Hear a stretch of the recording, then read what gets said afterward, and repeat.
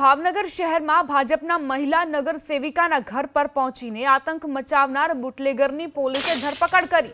સેજલબેન ગોહિલના ઘર પર આવીને બુટલેગરોએ નગર સેવિકા અને તેના પતિને ધમકાવે છે, જેનો વિડીયો પણ સામે આવ્યો, જેથી નગર સેવિકા સેજલબેન ગોહિલે બોરતળાવ પોલીસ મથકમાં ફરિયાદ નોંધાવી। બુટલેગરોના આ મુખ્ય સૂત્રધાર આશિષ પરમારની ડી ડિવિઝન પોલીસે ધરપકડ કરીને વધુ કાર્યવાહી હાથ ધરી છે। અમારા સંવાદદાતા પાર્થ જોડાઈ ગયા છે વધુ જાણકારી સાથે। પાર્થ, આજે વિડીયો સામે આવ્યો તો અને બુટલેગર ધાક ધમકી આપતો જોવા મળ્યો હતો નગર સેવિકા અને તેમના પતિને, હવે પોલીસ એક્શનમાં આવી છે, કેવા પ્રકારની કાર્યવાહી?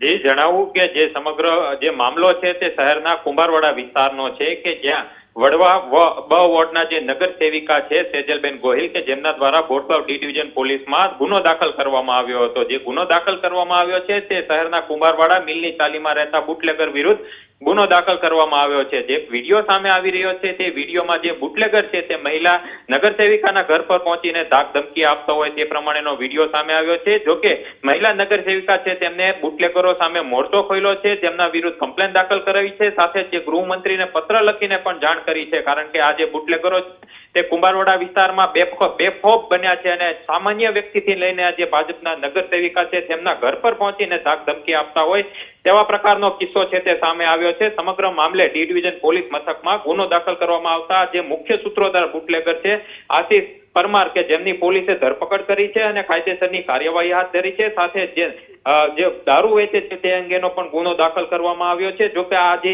એક આરોપી છે તેમની ધરપકડ કરવામાં આવી છે, સાથે અન્ય જે લોકો છે તેમના પર પોલીસ કાર્યવાહી કરશે કે કેમ તે સવાલ ઉભો છે। હજી આભાર પાર્થ જાણકારી આપવા માટે। તો આરોપી જે છે તે હવે પોલીસ પકડમાં છે અને અન્ય આરોપીઓ સામે કાર્યવાહી કરવામાં આવશે કે કેમ તે એક સવાલ છે।